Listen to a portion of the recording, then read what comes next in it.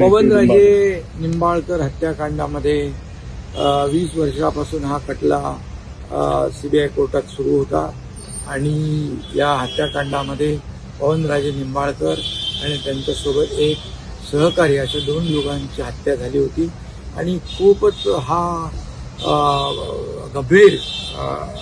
ही घटना होती, गंभीर हत्याकांड होतं आणि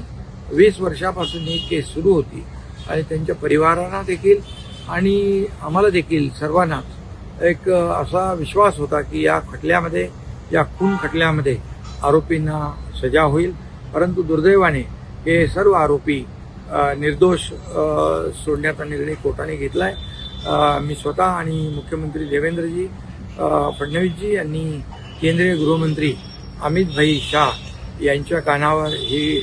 घटना घातलेली आहे आणि त्यांनी तात्काळ सीबीआयला ही केस पुन्हा सीबीआय हायकोर्टामध्ये अपिलात जाईल अशा प्रकारचा विश्वास दिलेला आहे आणि त्यांनी तशा प्रकारचे सीबीआयला निर्देश देखील दिलेले आहेत। त्यामुळे हायकोर्टामध्ये ही केस चालेल आणि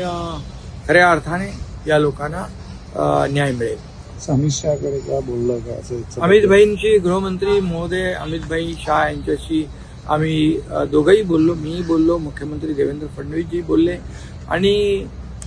या परिवाराला न्याय मिळाला पाहिजे अशा प्रकारची भावना आम्ही व्यक्त केलेली आहे।